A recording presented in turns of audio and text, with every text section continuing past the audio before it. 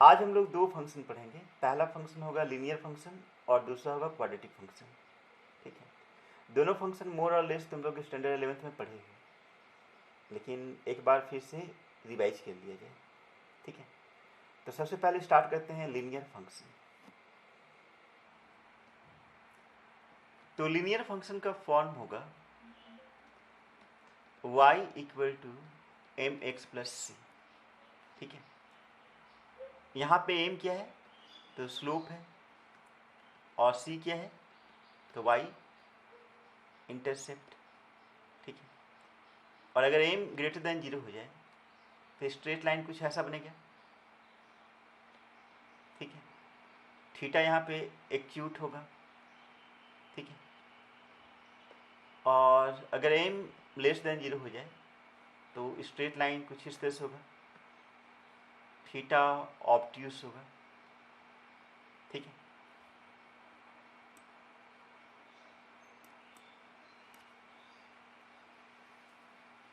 हाँ यहाँ पे m का वैल्यू इन्फानाइट, मतलब कि m का वैल्यू डज नॉट एग्जिस्ट वाला नहीं लेना है, मतलब थीटा 90 डिग्री हम लोग नहीं लेंगे। ठीक है, सपोज अगर थीटा 90 डिग्री हो जाए तो क्या वो फंक्शन होगा बताओ तो? थीटा अगर 90 डिग्री हो जाए तो फंक्शन रिप्रेजेंट करेगा बताओ कोई? फंक्शन के लिए वर्टिकल लाइन टेस्ट होता है। वर्टिकल लाइन टेस्ट का मतलब क्या हुआ है, कोई भी लाइन वाई एक्सिस के पैरेलल बस एक ही जगह पे इंटरसेक्ट करना चाहिए। ठीक है, तो एक लाइन जो कि वाई एक्सिस के पैरेलल इसके साथ ही कोइंसाइड कर जाए तब वो कितना जगह पे इंटरसेक्ट करेगा? इन्फिनिटी में नहीं। ठीक है, तो इसलिए थीटा हम लोग को 90 डिग्री कंसिडर नहीं करना है। ठीक है, तो यहाँ पे हम थीटा 90 डिग्री कंसिडर नहीं करेंगे, as well as theta 0 degree भी कंसिडर नहीं करेंगे। ठीक है, 90 डिग्री पे तो फंक्शन ही नहीं होगा, और 0 डिग्री पे क्या होगा, वो कांस्टेंट फंक्शन बन जाएगा। अगर थीटा 0 डिग्री हो जाए तब फिर वो कौन सा फंक्शन बन जाएगा? कांस्टेंट फंक्शन बन जाएगा। मतलब ना तो हमें एक्स एक्सिस के पैरेलल लेना है, ना ही वाई एक्सिस के पैरेलल लेना है। ठीक है, थीटा अगर 0 डिग्री होगा तो एम का वैल्यू कितना होगा? 0 होगा, क्योंकि एम होता क्या है? एम होता है टैन थीटा। ठीक है, तो अगर थीटा 0 मतलब एम जीरो मतलब वाई इक्वल टू क्या मिलेगा? C. Y equal to c मतलब y equal to constant. Y equal to constant मतलब कॉन्स्टेंट फंक्शन। तो कॉन्स्टेंट फंक्शन तो पहले पढ़ के रखे हैं। ठीक है, और थीटा 90 डिग्री होगा तब तो फंक्शन ही नहीं होगा। ठीक है, तो इसलिए दोनों केस को हम इग्नोर कर रहे हैं, है ना। सी यहाँ पे वाई इंटरसेप्ट है। वाई इंटरसेप्ट भी तुम्हें पता है कैसे लिए जाते हैं। सपोज अगर हम एक लाइन ऐसे ड्रॉ कर लिए, ठीक है, तो वाई इंटरसेप्ट मतलब कि वाई एक्सिस पे कहाँ पे इंटरसेप्ट कर रहा है? ठीक है, तो वाई इंटरसेप्ट इज सी। ठीक है, और यहाँ पे सी पॉजिटिव है। अगर ऐसा लाइन ड्रॉ कर दें, ऐसा लाइन ड्रॉ कर दें, तो वाई इंटरसेप्ट यहाँ भी सी है, लेकिन सी यहाँ पे क्या है? नेगेटिव है। ठीक है, अच्छा दोनों ग्राफ में डोमेन और रेंज बताओ। डोमेन क्या होगा, रेंज क्या होगा?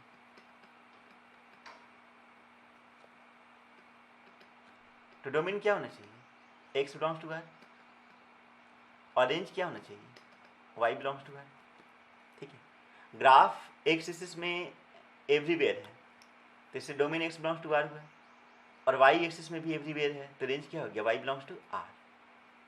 ठीक है, अब एक दो एग्जाम्पल ले लेते हैं। जैसे मान लो तुमसे ये बोला कि y equal to 2x plus 3 का ग्राफ बनाओ। ठीक है, तो इसका m कितना है? 2। m 2 है, मतलब कि थीटा एक्यूट होगा। ठीक है, और c कितना है? 3। c 3 है, मतलब y एक्सिस पे 3 पे क्रॉस कर रहा होगा। ठीक है, तो c 3 हो गया, और m 2 है। m 2 है मतलब ऐसे बनेगा। ठीक है, और थीटा एक्यूट होना चाहिए, तो इस तरह का ग्राफ आएगा। अगर तुमसे पूछ दे कि इस पॉइंट का एक्स कोऑर्डिनेट क्या होगा, इस पॉइंट का एक्स कोऑर्डिनेट क्या होगा, क्या होगा आंसर बताइए? -3/2। ठीक है, देखो अगर एक्स एक्सिस पे कहीं पे इंटरसेक्ट कर रहा है तो उसका वाई कोऑर्डिनेट क्या होना चाहिए? अगर एक्स एक्सिस पे कहीं पे इंटरसेक्ट कर रहा है तो वाई कोऑर्डिनेट क्या होना चाहिए? 0 होना चाहिए। ठीक है, तो अगर इसमें वाई इक्वल टू 0 पुट कर लें तो एक्स का वैल्यू कितना मिलेगा? -3/2, ठीक है। सिमिलरली वाई एक्सिस पे जहाँ पे इंटरसेक्ट करेगा वहाँ पे एक्स कोऑर्डिनेट क्या होगा, 0 होगा। तो वाई एक्सिस पे जहाँ पे इंटरसेक्ट करेगा उसका एक्स कोऑर्डिनेट 0 होगा। तो अगर इसमें x 0 पुट करें तो y इक्वल टू क्या मिलेगा, 3। इससे y इक्वल टू 3 है, ठीक है। ये पढ़े हो ना 10th में। अगर ग्राफ, हाँ, अगर x एक्सिस पे कोई भी पॉइंट कंसिडर करें तो उसका y कोऑर्डिनेट 0 होते हैं, और y एक्सिस पे कोई भी पॉइंट कंसिडर करें तो उसका x कोऑर्डिनेट क्या होगा, 0 होगा, ठीक है। तो इसको नोट डाउन कर दे रहे हैं।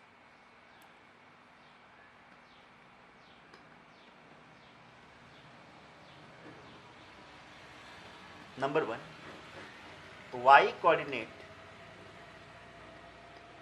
of a point on x axis is equal to 0, और number 2, x coordinate of a point on y axis is 0, ठीक। तो y कोऑर्डिनेट x एक्सिस पे, अगर x एक्सिस पे कोई पॉइंट है तो उसका y कोऑर्डिनेट 0 होगा, और अगर कोई पॉइंट y एक्सिस पे है तो उसका s कोऑर्डिनेट क्या होगा, 0 होगा।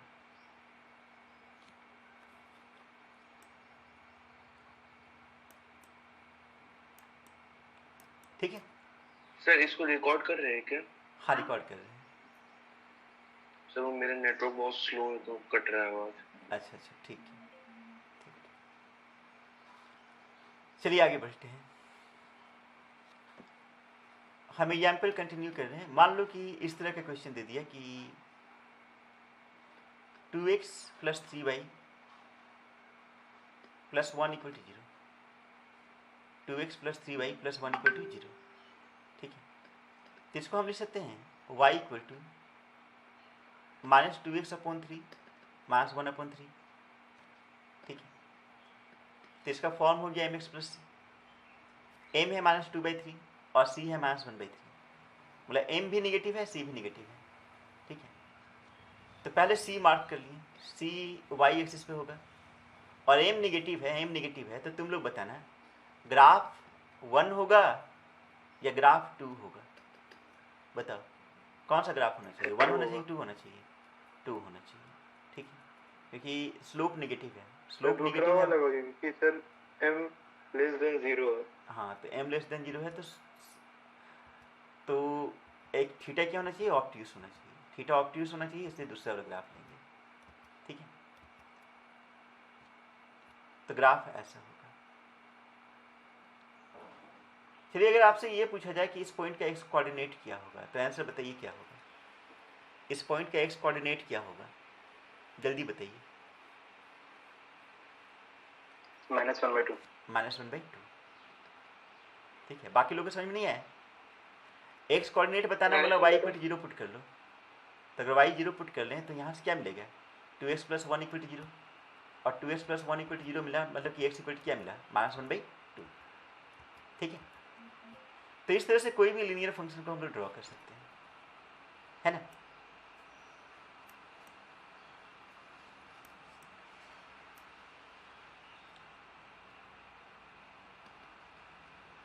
नोट, अगर मान लो y = mx है, c नहीं है, तो इसका मतलब लाइन कहाँ से पास करेगा, ओरिजिन से पास करेगा।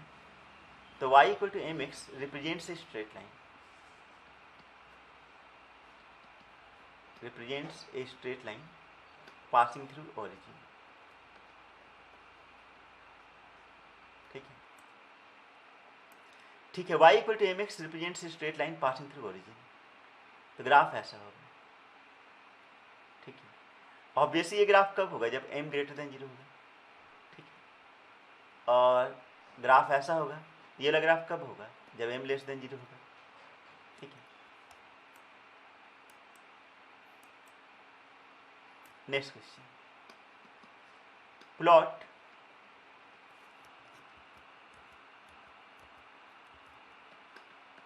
y = x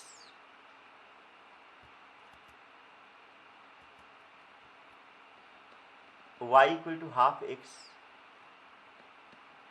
y = 2x,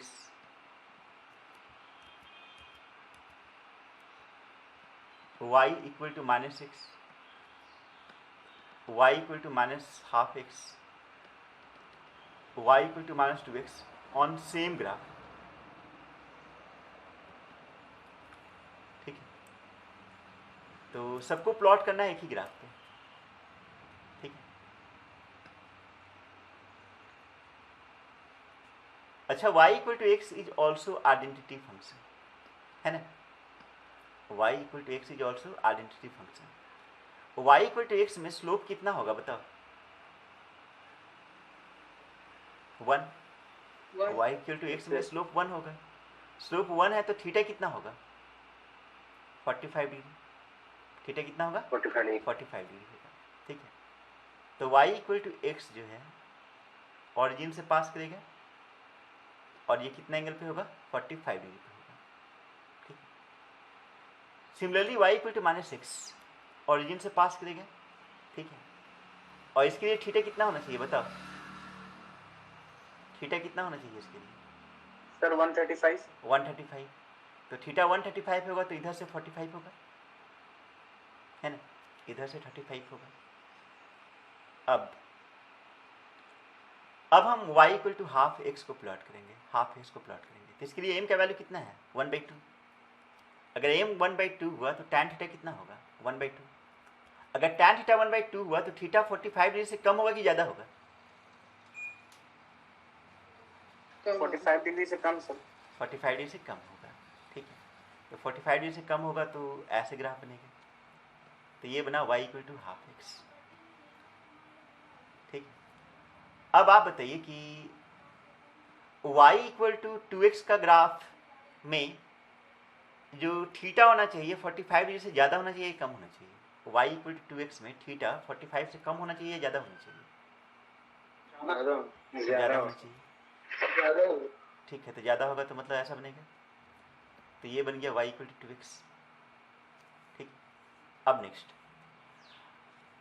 अगर y equal to minus half x बनाना है, y equal to minus half x बताना है, ठीक है, तो निगेटिव एक्सेस के साथ बताना एंगल, निगेटिव एक्सेस के साथ एंगल 45 से ज़्यादा होना चाहिए या 45 से कम होना चाहिए?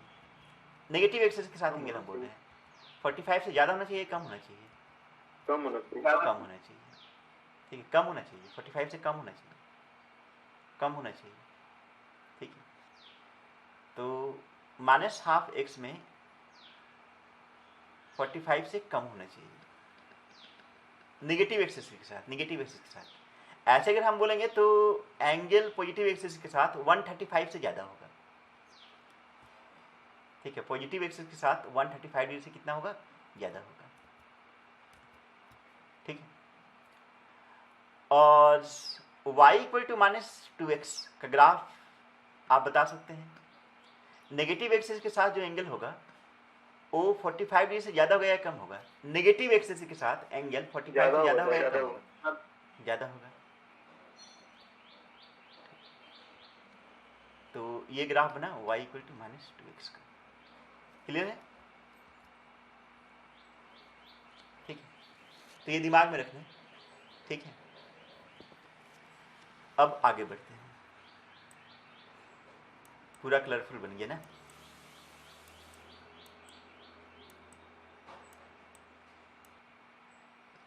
तो लीनियर फंक्शन में इतना ही था। ठीक है, अब हम लोग बहुत इंपॉर्टेंट फंक्शन पढ़ रहे हैं, quadratic function. Quadratic standard 11th में भी हम लोग पढ़े हैं, बहुत पढ़े हैं। ठीक है, तो नंबर 11 इज क्वाड्रेटिक फंक्शन, और इसको हम क्वाड्रेटिक एक्सप्रेशन भी बोल सकते हैं।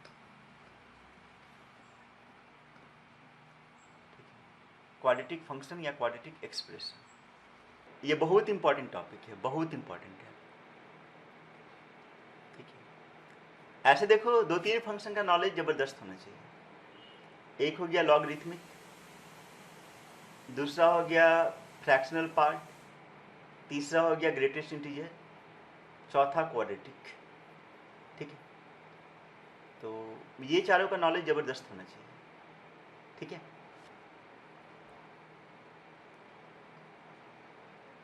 क्वाड्रेटिक फंक्शन का फॉर्म होता है y equal to ax square plus b x plus c. ठीक है, जहाँ पे ए बी सी हम रियल नंबर लेंगे और a is not equal to zero लेंगे। ठीक है, तो फॉर्म है y equal to a x square plus b x plus c, जहाँ ए बी सी क्या है, रियल नंबर है और ए जीरो नहीं होना चाहिए। ठीक है, अगर ए जीरो हो गया तब तो क्वाड्रेटिक बचेगा ही नहीं। बी और सी में बस यही कंडीशन है कि रियल नंबर होना चाहिए, ए बी सी तीनों रियल नंबर होना चाहिए, और बी और सी जीरो हो भी सकता है नहीं भी हो सकता है। ठीक है, लेकिन ए पक्का जीरो नहीं होना चाहिए। अब इसका दो ग्राफ पॉसिबल है। ठीक है, पहला ग्राफ अगर ए ग्रेटर देन जीरो हो जाए, अगर ए ग्रेटर देन जीरो हो जाए तो कनकेव अपवर्ड पैराबोला होगा। ठीक है, और अगर ए लेस देन जीरो हो जाए तो ग्राफ होगा कॉनकेव डाउनवर्ड। ठीक है, तो ए ग्रेटर देन जीरो के लिए कनकेव अपवर्ड पैराबोला है। ठीक है,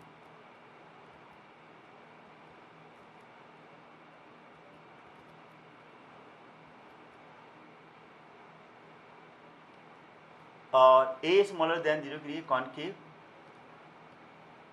डाउनवर्ड पैराबोला है। ठीक है, एक चीज और ध्यान दीजिए कि लेफ्ट वाले ग्राफ में this is the point where f x has minimum value, इस पॉइंट पे एफ एक्स का मिनिमम वैल्यू। ठीक है, और राइट वाले ग्राफ में यहाँ पे एफ एक्स का मैक्सिमम वैल्यू। ठीक है, और जहाँ पे मिनिमम हो रहा है या मैक्सिमम हो रहा है वहाँ से अगर वाई एक्सिस के पैरेलल एक लाइन ड्रॉ कर दें तो this is the axis of the parabola, this is the axis of the parabola, and axis is also line of symmetry, line of symmetry भी है। ठीक है, और जिस पॉइंट पे मिनिमम हो रहा है या मैक्सिमम हो रहा है उस पॉइंट को हम वी से डिनोट कर रहे हैं। वी स्टैंड्स फॉर वर्टेक्स, यहाँ वी क्या है, vertex, vertex of the parabola. ठीक है, और वर्टेक्स का एक्स कोऑर्डिनेट होता है माइनस बी अपॉन टू ए और वाई कोऑर्डिनेट होता है माइनस डी अपॉन फोर ए। ठीक है, तो एक्स कोऑर्डिनेट ऑफ वर्टेक्स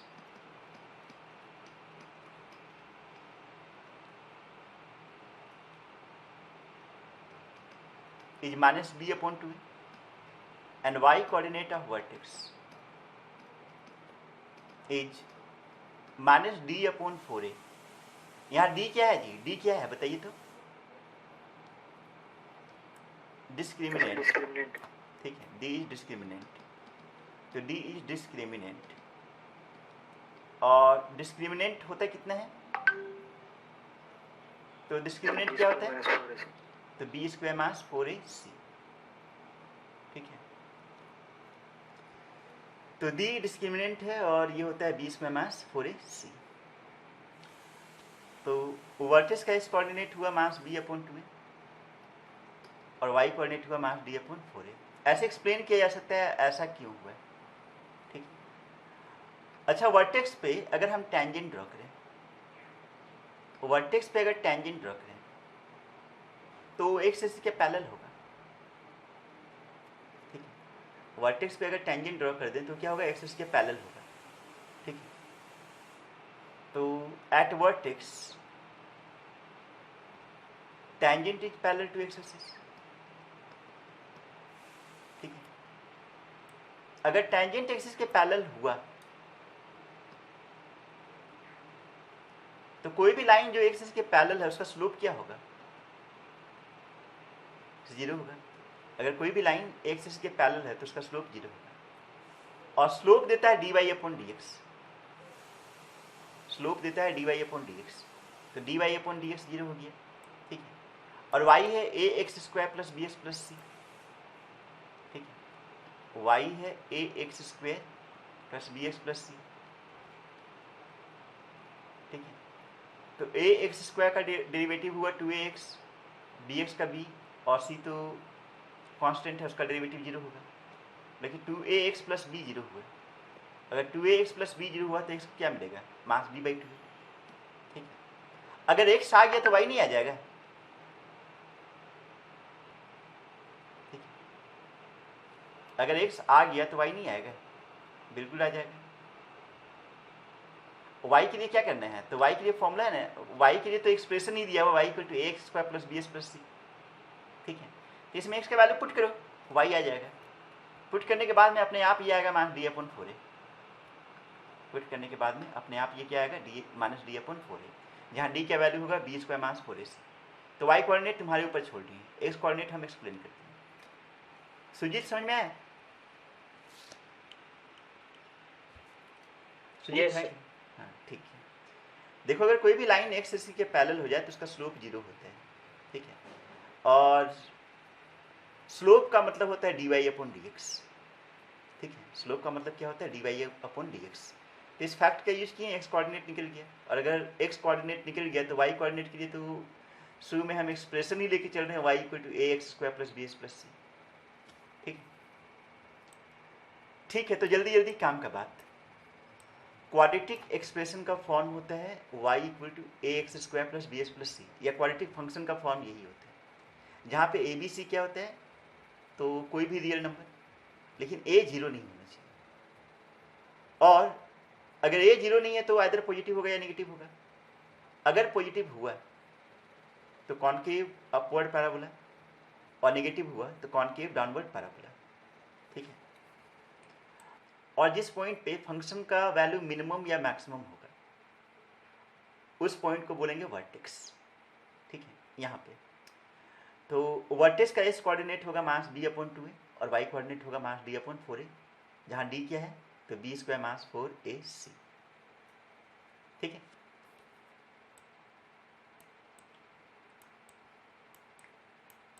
चलो अब हम एक दो क्वेश्चन करते हैं, एक दो क्वेश्चन करते हैं उसके बाद।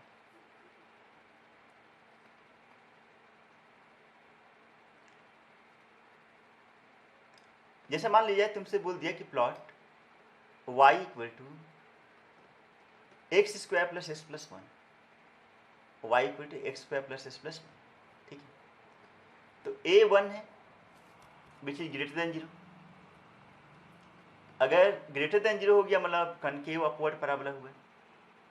b1 c1, d क्या होगा, बी स्क्वायर मास 4ac, ठीक है। तो बी स्क्वायर मास 4ac क्या वैल्यू करोगे तो वो -3 आएगा,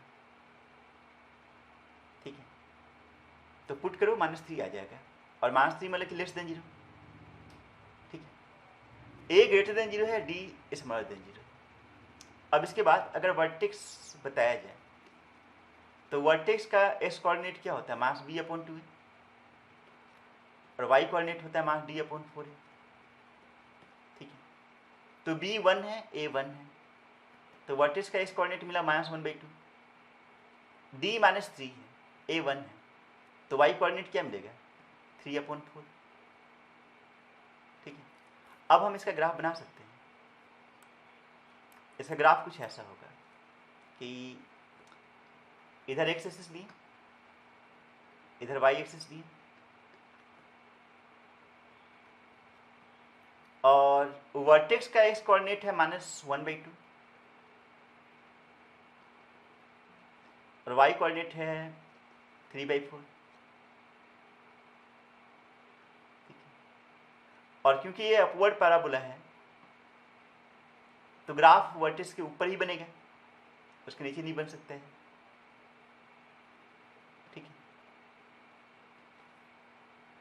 तो ग्राफ ऐसे बनेगा। अगर तुमसे ये पूछा जाए कि वाई एक्सिस पे कहाँ पे इंटरसेक्ट करेगा, ठीक है, तो अमन अग्रवाल आप बताइए वाई एक्सिस पे कहाँ पे इंटरसेक्ट करेगा, तो आंसर क्या होगा आपका, वाई एक्सिस पे जहाँ पे इंटरसेक्ट करेगा वहाँ पे एक्स कोऑर्डिनेट क्या पुट करना है, x0 0। तो अगर 1 हाँ इसमें x 0 पुट कर लें तो y का वैल्यू क्या मिलेगा, 1 मिलेगा, ठीक है। y का वैल्यू 1 मिलेगा, ठीक है।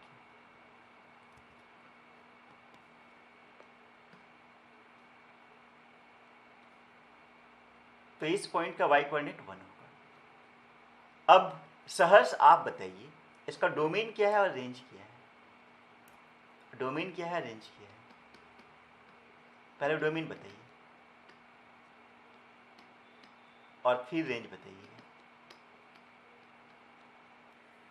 Sir x belongs to R. तो डोमेन होगा x बिलोंग्स टू R और रेंज क्या होगा? सर 3/4 टू इंफिनिटी होगा सर। 3/4 टू इन्फिनिटी होगा ना। वाई एक्सिस में ग्राफ का मिनिमम वैल्यू 3/4 पे है भाई। Yes. 3/4 के नीचे ग्राफ दिख रहा है? दिख ही नहीं रहा है।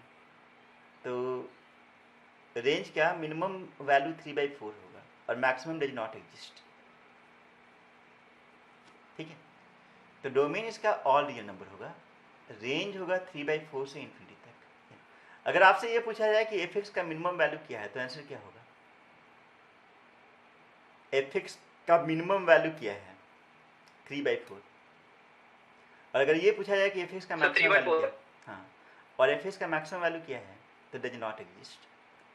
एफ एक्स का मैक्सिमम वैल्यू एग्जिस्ट नहीं कर रहा क्योंकि ऊपर तो इन्फिनिटी पे जाएगा। इंफिनिटी ठीक है, डज नॉट एग्जिस्ट। हाँ, तो डज नॉट एग्जिस्ट। तो maximum value of F x does not exist और मिनिमम वैल्यू क्या होगा? 3/4 होगा। ओके ठीक है, तो minimum value of F x is 3/4 and maximum value does not exist। ठीक है, तो कोई कंफ्यूजन नहीं होना चाहिए इसमें। अब हम कुछ और आपसे पूछेंगे। सपोज आपसे ये पूछा जाए कि x² + x + 1 = 0 का कितना रियल सॉल्यूशन होगा? कितना रियल सॉल्यूशन होगा, बस ये पूछा जा रहा है आपसे। सॉल्यूशन क्या होगा ये नहीं पूछा जा रहा, आपसे ये पूछा जा रहा है कितना रियल सॉल्यूशन होगा। तो डी पता है ना आपको? डी क्या है? -3 नेगेटिव। अगर डी नेगेटिव हो जाए तो नंबर ऑफ रियल सॉल्यूशंस कितना होगा? 0 होगा, एक भी रियल सॉल्यूशन नहीं होगा। उसका 2 इमेजिनरी रूट्स होगा, ठीक है, लेकिन रियल सॉल्यूशन नहीं होगा। ठीक है, तो अगर x² + s + 1 = 0 का रियल सॉल्यूशन आपसे पूछा जाए तो पहले हम लोग को पता है d < 0 है, तो नो रियल सॉल्यूशन। ठीक है, कि कोई भी अगर इक्वेशन दिया है, सॉल्यूशन कैसे होगा सर? रजत, अगर कोई क्वाड्रेटिक इक्वेशन दिया है तो नेचर ऑफ रूट्स हम लोग स्टैंडर्ड 10 में पढ़े थे, है ना। नेचर ऑफ रूट्स में ये पढ़ाया गया था कि अगर d < 0 हो जाए तो रूट्स क्या होते हैं? Real and unequal. अगर d = 0 हो जाए तो रूट्स क्या होते हैं? Real and equal. और अगर d < 0 हो जाए तो उस केस में रूट्स आर नॉट रियल। तो यहाँ d < 0 है, अगर d < 0 होगा तो रूट्स क्या होगा? रियल नहीं होगा। याद है? ठीक है, चलो एक बार हम लिख देते हैं, एक बार लिख देते हैं। मान लो कि एक क्वाड्रेटिक इक्वेशन है ax² + bx + c = 0 under the condition a b c belongs to R and a is not equal to 0। a equal to not 0 होना चाहिए क्योंकि वो क्वाड्रेटिक है, और a b c belongs to R में हम interested हैं।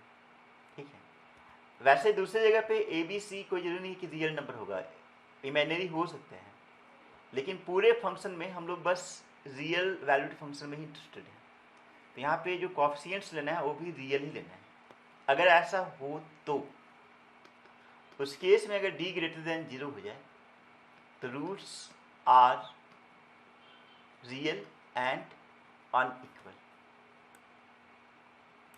Roots are real and unequal, और रूट्स हम लोग इस फॉर्मूला का यूज करके देते हैं, -b ± √d/2a। ठीक है, उसके बाद अगर d = 0 हो जाए तब उस केस में क्या होगा? Roots are real and equal. ठीक है, और यहाँ पे अगर रूट्स हम अल्फा बीटा मान लें, रूट्स अल्फा बीटा मान लें, तो अल्फा बीटा दोनों होगा -b/2a। -b/2a होगा। क्यों -b/2a होगा जी? हर्ष -b/2a क्यों होगा रूट्स? तो यहीं से बोल सकते हैं कि इसमें d अगर 0 बिठा लें, ठीक है, तो अल्टीमेटली क्या मिलेगा? -b/2a मिलेगा। ठीक है, और दूसरा रीजन हम ग्राफिकली बताएंगे। ग्राफिकली ऐसे बताएंगे कि अगर d = 0 हो जाए तो उस केस में क्या है कि ग्राफ एक्स एक्सिस पे एक ही जगह पे इंटरसेक्ट करेगा, और अगर ग्राफ एक ही जगह पे इंटरसेक्ट करेगा तो जिस जगह पे इंटरसेक्ट करेगा वो वर्टेक्स होगा, और वर्टेक्स का एस कोऑर्डिनेट क्या होगा, मास b/2a, तो वही इसका रूट्स होगा। ठीक है, हाँ ये तब होगा जब a ग्रेटर देन 0 है और d इक्वल टू 0 है। ठीक है, अगर a लेस देन 0 हो जाए और d लेस देन,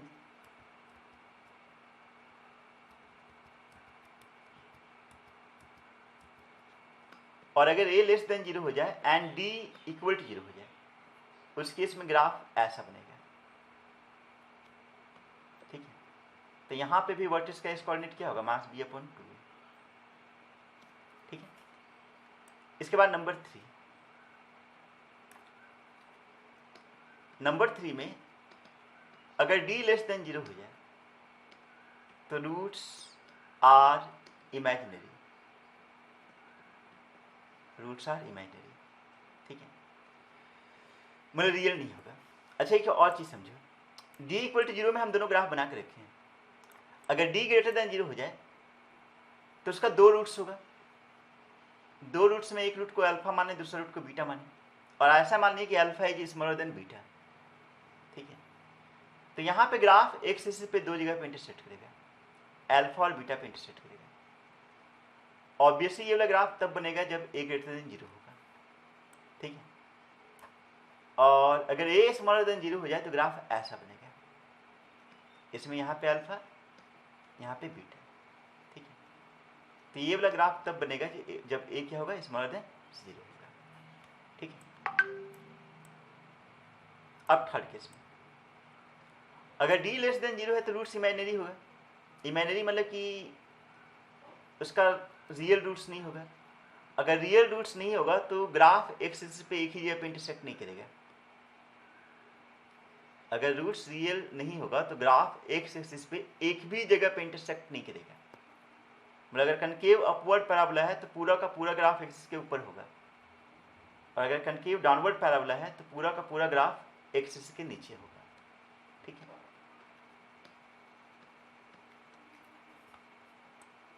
तो ये हम लोग स्टैंडर्ड 11th में ही पढ़े हैं। ठीक है, लेकिन फिर भी एक बार रिवाइज करा दिया गया, तो होप कर रहे हैं आप कोई दिक्कत नहीं होना चाहिए। समझ में आ गया जी आपको, क्या बोलते हैं रजत? हाँ ठीक है, देखो एक इंपॉर्टेंट चीज़ है कि graphical meaning of real root क्या होते हैं। कि मान लो कि कोई इक्वेशन दिया है, मान लो एक इक्वेशन दिया है f(x) = 0। ठीक है, और f(x) का ग्राफ कुछ ऐसा बना रहे हैं। ठीक है, ऐसे ये क्यूबिक का ग्राफ बना है, क्यूबिक इक्वेशन का ग्राफ बना है। ठीक है, वैसे भी हम इंटरेस्टेड नहीं है f(x) क्या है। मान लो कि f(x) का ग्राफ ऐसा बना है और ये एक्स एक्सिस पे 3 जगह पे इंटरसेक्ट कर रहा है। ठीक है, अल्फा, बीटा और गामा पे। ठीक है, then alpha, beta and gamma are roots of the equation f(x) = 0। ठीक है, यहाँ पे अल्फा का बीटा गामा क्या है, ये रूट्स है, या फिर ऐसा बोल सकते हैं are the real solutions of f(x) = 0। ठीक है, तो जितना जगह पे एक्स इसी के साथ इंटरसेक्ट करेगा उतना ही रियल सॉल्यूशन होगा। और रियल सॉल्यूशन मतलब कि एक्स कोऑर्डिनेट मिलेगा, मतलब ग्राफ पे जहाँ जहाँ पे इंटरसेक्ट करेगा उसका एक्स कोऑर्डिनेट क्या देगा, रियल सॉल्यूशन देगा। And number of real solutions equal to number of points where graph intersects with x axis. ठीक है, तो ये भी पहले आपसे बताया हुआ है। सुजीत कहीं पे दिक्कत, बोर हो रहे हैं? नहीं सर, बोर नहीं हो रहे ना? नहीं सर, नहीं। इसमें एकदम बोर नहीं होना है, एकदम बेसिक चीज़ पढ़ रहे हैं। ये अलग बात है कि हम हंस हंस के नहीं पढ़ा रहे हैं, थोड़ा सीरियस होकर पढ़ा रहे हैं कि सीरियस टॉपिक है, मजाक वजाक नहीं कर रहे हैं। ठीक है, चलो आगे बढ़ते हैं। Yes sir.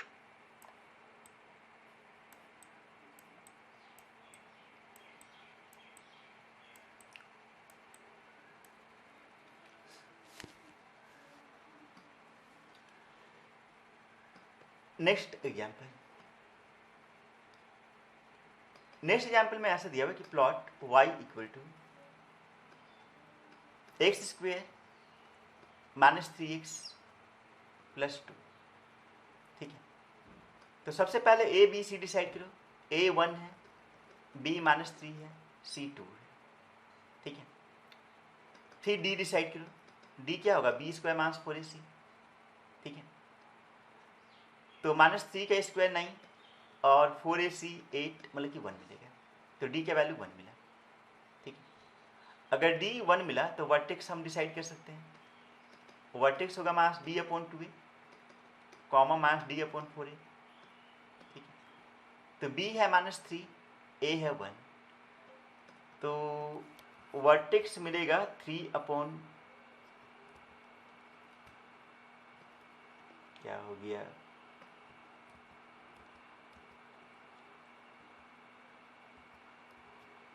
तो वर्टेक्स का एस कोऑर्डिनेट मिलेगा 3/2 और वाई कोऑर्डिनेट में माइनस डी अपॉन 4a की जरूरत है। डी है 1 और ए है 1, तो वाई कोऑर्डिनेट क्या मिलेगा, माइनस 1/4 मिलेगा। ठीक है, तो इसका हेल्प से हम लोग ग्राफ बना सकते हैं। ठीक है, देखो ए पॉजिटिव है या नेगेटिव है, ए पॉजिटिव है। ठीक है, और डी भी पॉजिटिव है। डी पॉजिटिव है मतलब 2 रियल रूट होना चाहिए। ए पॉजिटिव है मतलब अपवर्ड पैराबोला होगा। ठीक है, तो पक्का ग्राफ एक्सिस पे 2 जगह पे इंटरसेक्ट करेगा और ऐसा बनेगा। लेकिन अब थोड़ा प्रॉपर टाइप बनाते हैं। प्रॉपर टाइप बनाते हैं मतलब कि पहले वाई एक्सिस ड्रॉ कर लो। ठीक है, मतलब एक्स एक्सिस वाई एक्सिस दोनों ड्रॉ कर लो। ठीक है, और वर्टेक्स का कोऑर्डिनेट्स को प्लॉट करो। तो वर्टेक्स का एक्स कोऑर्डिनेट है 3/2 और वाई कोऑर्डिनेट है -1/4। ठीक है, अच्छा देखो 3/2 ज़्यादा दूर पे दिखाए हैं और -1/4 कम दूर पे दिखाए हैं। क्यों? 3/2 हम ज़्यादा दूर पे दिखाए हैं और -1/4 कम डिस्टेंस पे दिखाए हैं। वो बड़ा है ना उससे। हाँ, न्यूमेरिकली 3/2 बड़ा होते हैं। 3/2 मतलब कि कितना होगा 1.5 और इधर -1/4 ही है, तो -1/4 तो बहुत छोटा हो गया ना। मतलब न्यूमेरिकली हम बोल रहे हैं, न्यूमेरिकली मतलब 1/4 तो 0.25 होगा। चलो कोई नहीं, तो पैराबोला का ज़्यादा चांसेस है कि ऐसा ही होगा। ठीक है, अब हम ये जानना चाहें कि पैराबोला वाई एक्सिस पे कहाँ पे इंटरसेक्ट करेगा। वाई एक्सिस पे कहाँ पे इंटरसेक्ट करेगा, तो बताइए आप लोग, वाई एक्सिस पे कहाँ पे इंटरसेक्ट करेगा, 2 पे।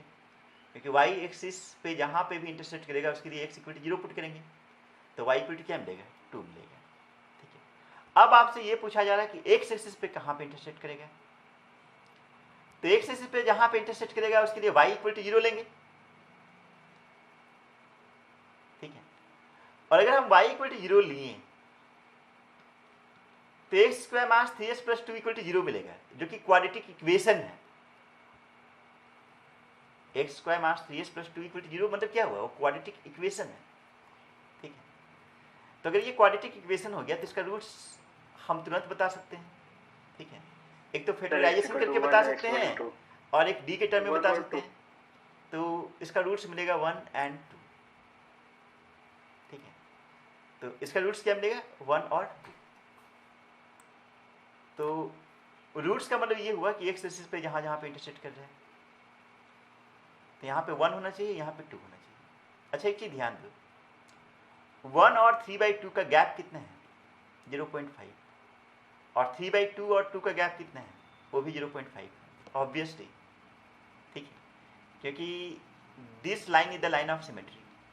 ठीक है, तो लाइन ऑफ सिमेट्री के अबाउट पैराबोला क्या होगा, सिमेट्रिक होगा। चलो जरूरत नहीं था। देखो यहाँ पे हम लोग क्या क्या ऑब्जर्व किए वो समझो। ग्राफ एक्स एक्सिस पे कहाँ पे इंटरसेक्ट कर रहा है, तो 1 और 2 पे, और x² - 3s + 2 = 0 का रूट्स भी 1 और 2 ही है। मतलब ये जस्टिफाई हो गया कि एक्स एक्सिस पे जिस पॉइंट पे इंटरसेक्ट करता है वही रूट देता है, और बेस्ट वो रियल रूट देता है या रियल सॉल्यूशन देता है। ठीक है, और अब हम आपसे पूछ रहे हैं कि इसका डोमेन क्या होगा, रेंज क्या होगा। ठीक है, डोमेन क्या होगा, रेंज क्या होगा। प्रियांशु आप बताइए इसका डोमेन क्या होगा। डोमेन होगा आर ठीक, लेफ्ट टू आर और रेंज क्या होगा? और रेंज होगा 2 से इंफिनिटी। 2 से इन्फिनिटी क्यों होगा भाई? 2 के नीचे ग्राफ नहीं दिख रहा है? -1/4 से इंफिनिटी। मास 1/4 से इन्फिनिटी होगा, तो रेंज होगा मास 1/4 से इन्फिनिटी और डोमेन होगा ऑल रियल नंबर्स। अगर आपसे ये पूछा जाए कि इसका मिनिमम वैल्यू क्या है, तो मिनिमम वैल्यू क्या होगा? मिनिमम वैल्यू क्या होगा? -1/4 और maximum does not exist, maximum does not exist. ठीक है, तो देखो क्वाड्रेटिक में ये चीज़ क्लियर हो गया कि क्वाड्रेटिक फंक्शन का जो फॉर्म होगा y = ax² + bs + c, जहाँ a b c क्या है, रियल है, और a must not be equal to 0। ठीक है, और अगर a ग्रेटर देन 0 हो जाए तो concave upward parabola, a smaller than 0 हो जाए तो concave downward parabola. a greater than 0 में मिनिमम एग्जिस्ट करेगा और a स्मॉलर देन 0 में मैक्सिमम एग्जिस्ट करेगा।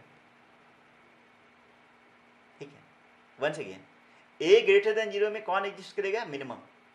और a स्मॉलर देन 0 में कौन एग्जिस्ट करेगा? मैक्सिमम, क्योंकि a स्मॉलर देन 0 में डाउनवर्ड पैराबोला होगा। अगर डाउनवर्ड पैराबोला होगा तो वर्टेक्स कहाँ पे होगा? सबसे ऊपर या कहीं और? सबसे ऊपर। सबसे ऊपर हुआ मतलब क्या एग्जिस्ट करेगा? मैक्सिमम एग्जिस्ट करेगा। ठीक है, ये चीज।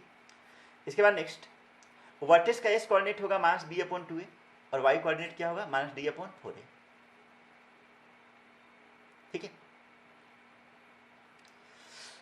और अगर ग्राफ x एक्सिस पे इंटरसेक्ट करे तो उसके लिए क्या सब्स्टिट्यूट करना है? y = 0। और x एक्सिस पे इंटरसेक्ट कर रहा है, इसका मतलब ये भी हुआ कि उसका रियल सॉल्यूशन क्या है। अगर दो रियल सॉल्यूशन है तो x एक्सिस पे दो जगह पे इंटरसेक्ट करेगा, अगर एक रियल सॉल्यूशन है तो एक ही जगह पे इंटरसेक्ट करेगा, और नो रियल सॉल्यूशन है तो x एक्सिस पे कहीं नहीं इंटरसेक्ट करेगा। ठीक है, इसके बाद अगर y एक्सिस पे इंटरसेक्ट कर रहा है तो उसका x कोऑर्डिनेट क्या होगा? 0 होगा। ठीक है, तो इसमें कोई प्रॉब्लम नहीं है आप लोग को, और क्वाड्रेटिक फंक्शन का डोमेन रेंज बताने बोल दे तो भी बता सकते हैं आप। ठीक है, domain is always real number. वैसे क्वाड्रेटिक फंक्शन का डोमेन हमेशा रियल नंबर होगा, रेंज डिपेंड करेगा कि उसका वर्टेक्स कहाँ पे है। ठीक है, रेंज किस चीज पे डिपेंड करेगा? उसका वर्टेक्स कहाँ पे है। अब दो इंपॉर्टेंट केसेस हम पढ़ने जा रहे हैं। ठीक है, दो इंपॉर्टेंट केसेस पढ़ने जा रहे हैं, उसको हमेशा दिमाग में रखना, इसको नोट करके हम लिख रहे हैं। सर अभी आप बोले कि एक रियल सॉल्यूशन हो तो एक्स एक्सिस पे जो इंटरसेक्ट करेगा। हाँ, इंटरसेक्ट करेगा या टच करेगा? तो हो नहीं सकता ना। क्या बोल रहे हैं सर? सिर्फ एक रियल सॉल्यूशन तो नहीं हो सकता है। एक रियल सॉल्यूशन हो सकता है, दो रूट होना चाहिए। यहाँ ये सॉल्यूशन और रूट में डिफरेंस का बात है। ठीक है, क्वाड्रेटिक का एग्जैक्टली दो रूट होते हैं। अगर कोई भी क्वाड्रेटिक इक्वेशन है तो उसका एग्जैक्टली दो रूट होते हैं। सॉल्यूशन 1 भी हो सकता है, 2 भी हो सकता है, 0 भी हो सकता है। सॉल्यूशन मतलब रियल सॉल्यूशन। अगर हम सॉल्यूशन बोल रहे हैं इसका मतलब रियल सॉल्यूशन। ठीक है, तो रियल सॉल्यूशन 0 भी हो सकता है, 1 भी हो सकता है, 2 भी हो सकता है। लेकिन अगर रूट बोल रहे हैं तो रूट ऑलवेज 2 ही होगा, आइदर रियल और इमेजिनरी। क्लियर हुआ भाई? हाँ सर। ठीक है, चलिए नोट करके क्या बताने जा रहे थे? हाँ, दो बहुत इंपॉर्टेंट रिजल्ट जो कि हमेशा आपके दिमाग में रहना चाहिए वो डिस्कस करने जा रहे हैं। ठीक है, फर्स्ट इंपॉर्टेंट रूल ये है कि अगर d लेस देन 0 हो जाए एंड a ग्रेटर देन 0 हो जाए, ठीक है, d लेस देन 0 हो जाए एंड a ग्रेटर देन 0 हो जाए, तो पैराबोला कनकेव अपवर्ड होगा या डाउनवर्ड होगा? पहला चीज ये बताओ, क्या होगा? कनकेव अपवर्ड या डाउनवर्ड? अपवर्ड। और Upward. अगर क्वाड्रेटिक इक्वेशन ले लें, उसके करस्पॉन्डिंग क्वाड्रेटिक इक्वेशन ले लें, तो उसका कितना रियल रूट होगा? कितना रियल रूट होगा? एक भी नहीं। ठीक है, मतलब कि एक एक्सिस पे कितना जगह पे इंटरसेक्ट करेगा? एक भी जगह पे। कहीं पे नहीं। अरे कहीं पे नहीं, तो ठीक है। अरे रियल रूट है ही नहीं तो कितना जगह पे इंटरसेक्ट करेगा? एक ही जगह पे नहीं, एक भी जगह पे नहीं इंटरसेक्ट करेगा। ठीक है, तो ऐसा ग्राफ बनेगा। अगर ऐसा ग्राफ बना तो ये ग्राफ तो एफ एक्स का बन रहा है, ग्राफ किसका बन रहा है? एफ एक्स का। आपसे ये पूछा जाए कि एफ एक्स ग्रेटर देन 0 कहां पे है, आपका आंसर क्या होगा? एफ एक्स ग्रेटर देन 0 कहां पे है? Everywhere. F x everywhere greater than 0 है, ठीक है। एफ एक्स मतलब कि वाई कोऑर्डिनेट पॉजिटिव कहां पे है, तो वाई कोऑर्डिनेट एवरीवेयर पॉजिटिव ही है भाई, ठीक है। कहीं भी ऐसा दिख रहा है जहां पे वाई कोऑर्डिनेट 0 है या फिर नेगेटिव है? कहीं नहीं, ठीक है। तो क्वाड्रेटिक में अगर डी लेस देन 0 हो जाए एंड ए ग्रेटर देन 0 हो जाए तो उस केस में एफ एक्स ग्रेटर देन 0 होगा for every x belong to R, ठीक है। नंबर 2, अगर डी लेस देन 0 हो जाए एंड ए स्मॉलर देन 0 हो जाए, अगर डी लेस देन 0 हो जाए एंड ए स्मॉलर देन 0 हो जाए, ठीक है, तो once again graph x axis पे कहीं पे इंटरसेक्ट नहीं करेगा, लेकिन पैराबोला डाउनवर्ड होगा, ठीक है, पैराबोला डाउनवर्ड होगा। इस केस में अगर आपसे ये पूछा जाए कि एफ एक्स लेस देन 0 कहां पे है, ठीक है, तो आपका आंसर क्या होगा? For every x belongs to R, ठीक है, for every x belongs to R. ये दोनों आपके दिमाग में हमेशा रहना चाहिए। एग्जाम्पल 1, ठीक है, एफ एक्स दिया हुआ है x square minus 3x plus 2, ठीक है। तो find x where number 1 f x is greater than 0, number 2 f x is greater than और equal to 0, number 3 f x is smaller than 0, number 4 f x is smaller than और equal to 0, ठीक है। तो पहला काम ये करना है कि इसका ग्राफ बना लेना है, ठीक है, इसका ग्राफ बना लेना है। तो ग्राफ बनाने के लिए हम लोग को ए और डी की जरूरत पड़ेगा, ठीक है। ए तो 1 है और डी अभी तुरंत हम ये वाला क्वेश्चन कहीं पे किए थे। डी का वैल्यू क्या मिला था बताइए तो? वैल्यू इसमें से 5 आएगा। डी 1 आया था शायद, डी 1 आया था सर, तो उसमें लास्ट में आप 3 दिए थे। अच्छा, लास्ट नहीं, में सेम क्वेश्चन था, सेम क्वेश्चन। नहीं सर 1 आएगा, 1 आएगा, डी 1 आएगा, ऐसे तुरंत कैलकुलेट कर लो ना। ए 1 है, डी 1 है, ठीक है। तो वर्टेक्स का x coordinate mass be upon 2 है, मतलब कि 3 अपॉन 2, और वाई कोऑर्डिनेट मास डी अपॉन 4 है, तो -1 अपॉन 4 मिलेगा, ठीक है। अगर ऐसा हुआ तो इसका ग्राफ तुरंत बन जाएगा, ठीक है। ग्राफ कुछ ऐसा बनेगा, ठीक है। तो यहाँ पे 3/2 है, इधर -1/4, यहाँ 1 और यहाँ 2, ठीक है। अब इसी में हम इंटरेस्टेड हैं। देखो, अगर ग्राफ एक्स एक्सिस के नीचे हो जाए तो एफ एक्स निगेटिव होगा, और ग्राफ अगर एक्स एक्सिस के ऊपर हो जाए तो एफ एक्स पॉजिटिव होगा, ठीक है। ग्राफ अगर एक्स एक्सिस के नीचे हुआ तो एफ एक्स निगेटिव, मतलब y coordinate negative, f x मतलब वाई कोऑर्डिनेट, और ग्राफ अगर एक्स एक्सिस के ऊपर हुआ तो एफ एक्स क्या हो जाएगा? पॉजिटिव हो जाएगा, ठीक है। अब हम चारों का आंसर दे सकते हैं। पहला मैं आपसे क्या पूछा है? एफ एक्स ग्रेटर देन 0 कहाँ पे है? एफ एक्स ग्रेटर देन 0 कहाँ पे है, ठीक है। तो एफ एक्स ग्रेटर देन 0 कहाँ पे है? तो 1 के पहले ग्रेटर देन 0 है और 2 के बाद ग्रेटर देन 0 है,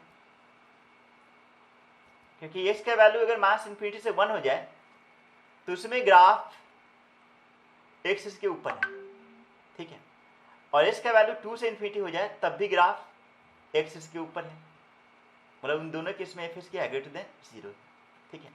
तो एफ एक्स ग्रेटर देन 0 तब होगा जब x का वैल्यू -इन्फिनिटी से 1 पे ओपन यूनियन 2 पे ओपन से इन्फिनिटी तक होगा। क्लियर या कोई डाउट है? एकदम क्लियर। ठीक है। सेकेंड पार्ट, सेकेंड में हमसे ये पूछा कि f x greater than equal to zero कहाँ पे होगा। तो यहाँ पे ग्रेटर देन जीरो भी चाहिए और इक्वल टू भी जीरो चाहिए।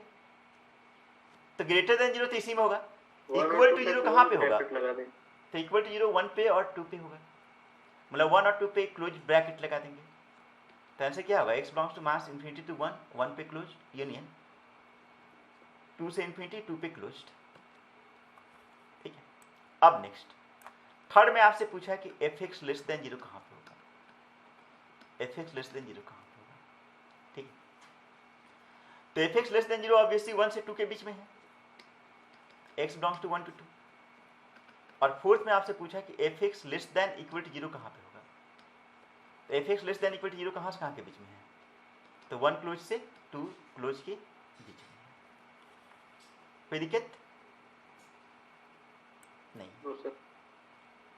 ठीक है, भेज देंगे। ठीक है, इसका हम वर्ड फाइल भेज देंगे या पीडीएफ भी भेज देंगे, अभी समझते जाइए। Next example, y equal to x square plus 2x plus 1। ठीक है, हम इसमें कोई पैराबोला का यूज नहीं कर रहे हैं, डायरेक्ट आपको बताते हैं। क्या ये y equal to x plus 1 का होल स्क्वायर है ना? ये y equal to x plus 1 का होल स्क्वायर है। ठीक है, अगर इसमें हम y equal to zero put कर लें तो x इक्वल टू क्या मिलेगा, y अगर जीरो पुट कर लें तो x इक्वल टू क्या मिलेगा, बताइए भाई जल्दी। -1 मिलेगा, -1 मिलेगा। अगर y जीरो पुट कर लें तो x इक्वल टू क्या मिलेगा, -1। अच्छा, y इक्वल टू जीरो का मतलब क्या हुआ, ग्राफ एक्स एक्सिस पे कहाँ पे इंटरसेक्ट किया। ठीक है, तो y इक्वल टू जीरो करने का मतलब ये हुआ कि x इक्वल टू -1 हुआ। इसका मतलब एक और भी चीज हुआ, इसका रूट्स रियल एंड इक्वल है। इसका रूट्स क्या है, रियल एंड इक्वल है। अच्छा, रूट्स रियल एंड इक्वल है, ऐसे भी डिसाइड कर सकते हैं कि d निकालोगे तो जीरो आएगा, निकाल के देख लो, d जीरो आएगा। अगर d जीरो आएगा तो वर्टेक्स का y कोऑर्डिनेट जीरो आएगा, और x कोऑर्डिनेट करोगे तो x कोऑर्डिनेट होगा मास b/2a, वो -1 ही आएगा। ठीक है, तो वर्टेक्स का x कोऑर्डिनेट -1 होगा, y कोऑर्डिनेट जीरो होगा, और ये अपवर्ड पैराबोला है, ग्राफ ऐसा बनेगा। क्या दिक्कत है, ज्यादा हम घुमा फिरा दिए, समझ में आया आप लोगों को? ठीक है, तो देखो d जीरो है, मतलब कि इसका कितना रियल रूट्स होगा, इसका कितना रियल रूट तो 2 ही होगा, लेकिन रूट्स इक्वल होगा। ठीक है, रियल सॉल्यूशन कितना होगा, 1 होगा, और वो सॉल्यूशन क्या है, x इक्वल टू -1 है, सॉल्यूशन x इक्वल टू -1 है। ठीक है, अब अगर आपसे ये पूछा जाए F x greater than zero कहाँ पे है, तो आपका आंसर क्या होगा, F x greater than zero कहाँ पे है, तो आपका आंसर क्या होगा, all real number -1, all real number -1। क्यों -1 को क्यों छोड़ रहे हैं, क्योंकि -1 पे जीरो हो जाएगा। हमसे सिर्फ पूछा कि f x greater than zero कहाँ पे होगा, तो देख सकते हैं ग्राफ एवरीवेयर एक्सिस के ऊपर है और एक जगह एक्सिस पे टच किया है, तो जहाँ पे एक्सिस को टच किया वहाँ पे एफ एक्स का वैल्यू जीरो हुआ होगा। ठीक है, तो हमें f x equal to zero नहीं चाहिए, f x greater than zero चाहिए, तो इसलिए एक्स का वैल्यू क्या होगा, r -1।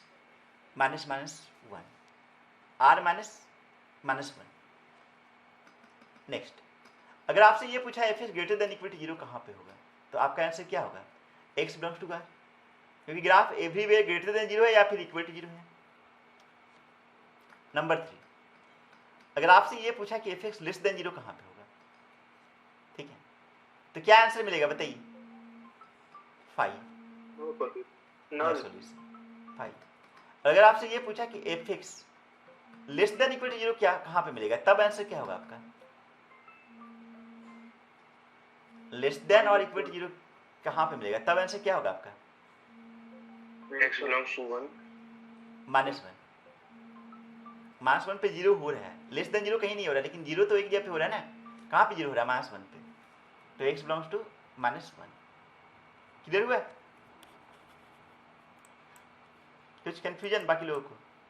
बोलो सुजीत, समझ में आ रहा है कि कहीं दिक्कत है? हाँ सर, समझ में आ रहा। ठीक है।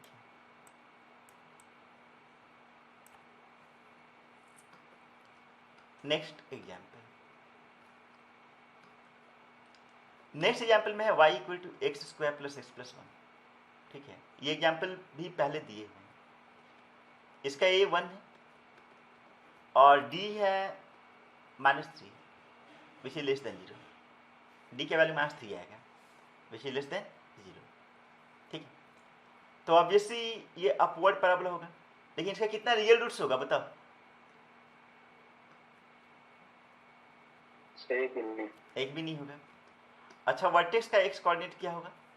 तो -b/2a मतलब कि -1/2, और y कोऑर्डिनेट क्या होगा? -d/4a तो 3/4।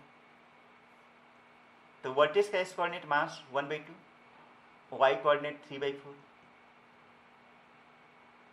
ठीक है, अपवर्ड पैराबोला। डोमेन रेंज आराम से बता दीजिएगा आप लोग। ठीक है, लेकिन हम डोमेन रेंज नहीं पूछ रहे हैं, हम ये पूछ रहे हैं कि इसका fx ग्रेटर देन 0 कहाँ पे होगा? तो आपका आंसर क्या होगा? fx ग्रेटर देन 0 कहाँ पे होगा? x के किस वैल्यू के लिए? For all real number. ठीक है, अगर ये पूछा गया कि fx greater than equal to 0 कहाँ पे होगा, तो ये भी फॉर ऑल रियल नंबर। अगर आपसे ये पूछा गया कि fx लेस देन 0 कहाँ पे होगा, तो क्या आंसर होगा? 5। और अगर आपसे ये पूछा गया कि fx less than equal to 0 कहाँ पे होगा, वो भी 5 होगा। क्वेश्चन दिख रहा है? Find the real values of a for which ax² plus x plus 1 is greater than 0 for every x belongs to R। ठीक है, पहले लाइन ऑफ थिंकिंग क्या होना चाहिए, वो कैसे इस क्वेश्चन को अटैक करेंगे। तो देखिए, यहां पे जो दिया हुआ है वो क्वाड्रेटिक है, और a का रियल वैल्यू मांगा है अंडर द कंडीशन कि जो क्वाड्रेटिक एक्सप्रेशन है this is greater than 0 for every x belongs to R। This is greater than 0 for every x belongs to R। ठीक है,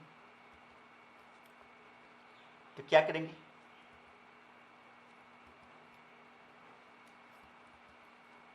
तो अगर fx का वैल्यू ग्रेटर देन 0 हो जाए for every x belongs to R, तो इसका मतलब ये होगा कि जो पैराबोला होगा वो कनकेव अपवर्ड होगा और एवरीवेयर एक्सिस के ऊपर होगा,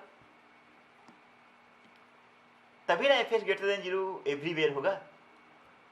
समझे? Yes sir. ठीक है, अगर हमसे ये बोल रहा है कि ax² प्लस x प्लस 1 का वैल्यू ग्रेटर देन 0 है for every x belongs to R, तो इनडायरेक्ट ये बोल रहा है एक पैराबोला है जिसमें fx का वैल्यू एवरीवेयर ग्रेटर देन 0 है, चाहे एक्सिस कुछ भी हो। इसका मतलब श्योर हो गया कि वो ग्राफ एक्सिस के ऊपर ही बनेगा। ठीक है, अब अगर ग्राफ एक्सिस के ऊपर एवरीवेयर बना तो a और d के बारे में आप क्या कमेंट कीजिएगा? सर a ग्रेटर देन 0 और d स्मॉलर देन 0। बहुत सुंदर। ठीक है, अब क्वेश्चन में ये तो यही दिया हुआ है, अब d पे फोकस किया जाए। d होगा b² mass 4ac and this is less than 0। ठीक है, b कितना है? 1 है, तो 1 का स्क्वायर 1 माइनस 4ac, c भी 1 है, a है, तो माइनस 4a लेस देन 0। ठीक है, तो यहाँ से माइनस 4a लेस देन 1 हो गया, 4a minus 4a less then minus 1 हुआ। ठीक है, यहाँ से minus 4a less then minus 1 हुआ, तो a क्या होगा? a क्या होगा बताइए? Minus 4a less then minus 1 है, तो a क्या होगा? एक ग्रेटर देन ग्रेटर देन 1/4। तो a ग्रेटर देन 1/4 होगा। ठीक है, बस यही हम सुनना चाहते थे, क्योंकि यहाँ पे बच्चे गलती करते ही करते हैं। मतलब तुम लोग नहीं गलती की, अच्छी बात है, जनरली बच्चे गलती कर जाते हैं, वो लेस देन ही लिख देते हैं। ठीक है, तो मतलब ऐसा होने के लिए दोनों चाहिए, a ग्रेटर देन 0 भी चाहिए एंड d स्मॉलर देन 0 भी चाहिए। ठीक है, तो ए ग्रेटर देन जीरो भी चाहिए और डी स्मॉलर देन जीरो भी चाहिए, तो डी स्मॉलर देन जीरो से ये मिला। अच्छा, और चाहिए या फिर एंड चाहिए? एंड, दोनों चाहिए, मतलब एंड चाहिए, ए भी चाहिए और डी भी चाहिए। ए ग्रेटर देन जीरो भी होना चाहिए and D smaller than zero भी होना चाहिए। तो अगर एंड है तो यूनियन या इंटरसेक्शन? इंटरसेक्शन। इंटरसेक्शन। इंटरसेक्शन। तो इंपॉर्टेंट नंबर है 0 और 1/4। तो पहला बोल रहा है कि 0 से बड़ा है और दूसरा बोल रहा है 1/4 से बड़ा है, तो दोनों का कॉमन क्या होगा? 1/4 से सर इंफिनिटी। 0 और नहीं भाई, कॉमन 1/4 के बाद ना होगा। जैसे बोल सकते हैं कि a belongs to 1/4 to infinity, this is the final answer, यही आंसर। ठीक, सपोज इसी क्वेश्चन में यहाँ पे लेस देन 0 होता, तब क्या करते हैं आप?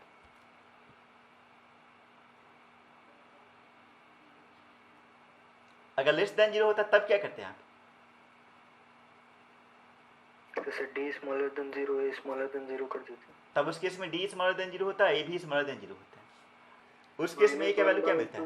इंफिनिटी से लेकर -1/2 तक। नहीं नहीं, ना ना ना ना ना, ए लेस देन 0 है ना, तो 1 तो ऐसा बन जाता है और 2 तो यही रहता है। ठीक है, तो दोनों रेड कलर वाले में बताइए इंटरसेक्शन क्या है? कुछ भी नहीं है, 5 होता है।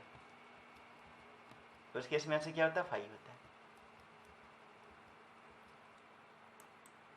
एक टेढ़ा क्वेश्चन करते हैं, बाउंस भी करेगा।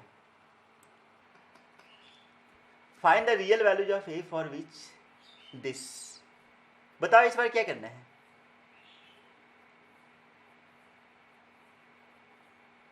Sir a less than 0, d less than 0। A less than 0, d less than 0। ठीक है, a less than 0, d less than 0। तेज हो गया आप। इस केस में पक्का ग्राफ ऐसा बनेगा। तो इस बार a less than 0 and d less than 0। ठीक है, ए का रोल फिर यही कर रहे हैं, है ना। अब डी पे हम अटैक करते हैं।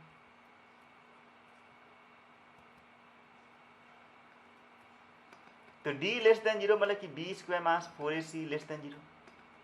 बी है a मास 1, a है a और c है 1, e less than 0। a minus 1 का होल स्क्वायर क्या होगा? a square minus 2a plus 1 minus 4a less than 0, a square minus 6a plus 1 less than 0, है ना। अब यहाँ पे अटके, अब यहाँ पे जाके अटक गए। a square minus 6a plus 1 less than 0 आती है। ठीक है, तो यहाँ से पहला काम ये करना चाहिए कि हम लोग को देखना चाहिए कि क्या मिडिल टर्म ब्रेक हो सकता है। बताइए जी शुभ्र, मिडिल टर्म ब्रेक कर पाइएगा? नहीं कर पाइएगा। नहीं सर, नहीं कर पाइएगा। नहीं सर। देखो यहाँ पे क्वाड्रेटिक को सॉल्व करने चले थे और यहाँ फिर दूसरा क्वाड्रेटिक में जाके रुक गए। ठीक है, अब हम फिर से इस दूसरा क्वाड्रेटिक पे अटैक करेंगे। ठीक है, इस दूसरा क्वाड्रेटिक पे अटैक करेंगे। तो हम ऐसा करते हैं कि इस क्वाड्रेटिक का ग्राफ बनाते हैं, इस क्वाड्रेटिक का ग्राफ बनाते हैं इसका। ठीक है, 2 का। तो ग्राफ बनाने के लिए a की जरूरत पड़ेगा। a कितना है? 1 है और d होगा b स्क्वायर मास 4ac। तो b का वैल्यू है -6, मास 6 का स्क्वायर 36 और -4ac करेंगे तो क्या मिलेगा? -4 मतलब 32। ठीक है, मतलब a ग्रेटर देन 0 है, d भी ग्रेटर देन 0 है। तो ये वाला जो है इसका ग्राफ कैसा बनेगा? अपवर्ड पैराबोला या डाउनवर्ड पैराबोला? अपवर्ड बनेगा। और 2 जगह पे इंटरसेक्ट करेगा, एक अल्फा पे एक बीटा पे। अल्फा बीटा कैसे निकालेंगे? अल्फा बीटा इसका रूट्स होगा। अल्फा बीटा क्या होगा? इसका रूट्स होगा। तो रूट्स हम कैसे निकालते हैं? तो रूट्स निकालने के लिए फॉर्मूला होता है -b plus -√d upon 2a। तो b है -6, मास प्लस 6 और d है 32, a है 1। ठीक है, √32 को लिख सकते हैं रूट के अंदर 16 × 2, 16 का स्क्वायर रूट 4। ठीक है, अल्टीमेटली मिलेगा 3 ± 2√2, 2 से डिवाइड करने के बाद में। अच्छा, यहाँ से ये सिर्फ अल्फा नहीं मिल रहा है, अल्फा बीटा दोनों मिल रहा है।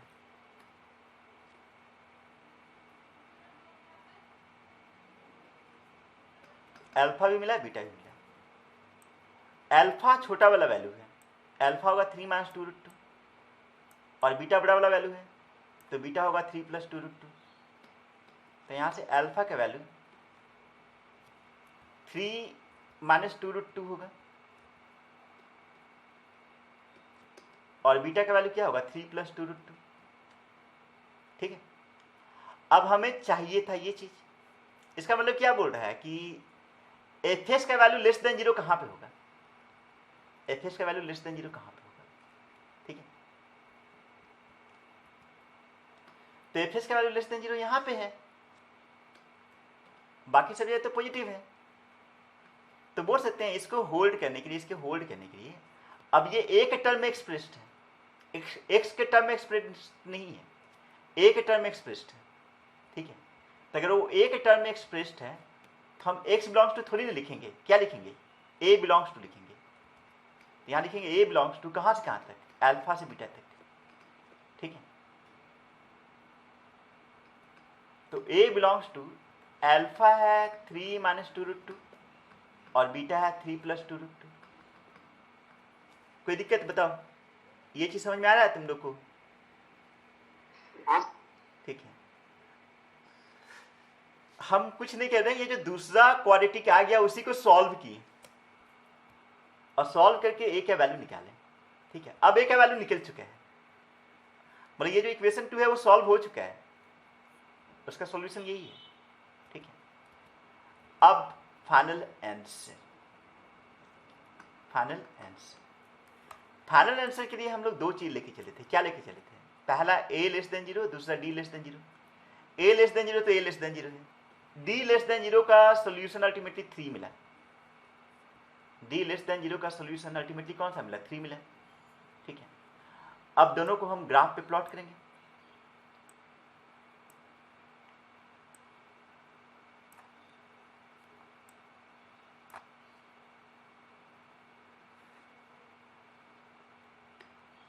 तो पहला बोला a लेस देन 0,